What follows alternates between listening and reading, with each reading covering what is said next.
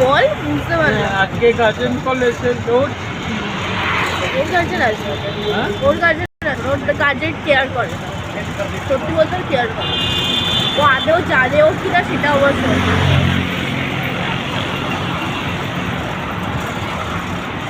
ওর guardian তাহলে ওর boyfriend আসবে আমার।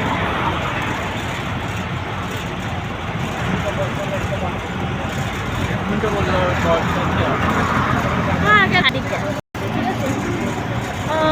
ডট আনসাউন্ড বাইক, ঠিক আছে। এবার যখন আনসাউন্ড বাইক তো তখন ওরা পসিবল না। এবার ওর মা আছে, ওর মা সত্যি বলতে এরকম কোনো বাইরে যায় না, তো সেই ক্ষেত্রে ওটাকে না অ্যাকসেপ্ট করাটাই বেটার। আর ওই একা পুরো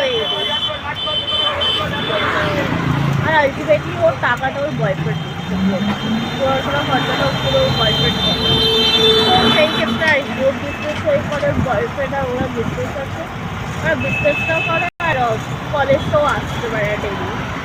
এবার কি বলছে বিজনেস করে ওরা একটুখানি পার্টি টাইপ দিচ্ছে, মানে বড় বড় পার্টি দিচ্ছে, তারপরে বড় বড় যে হেড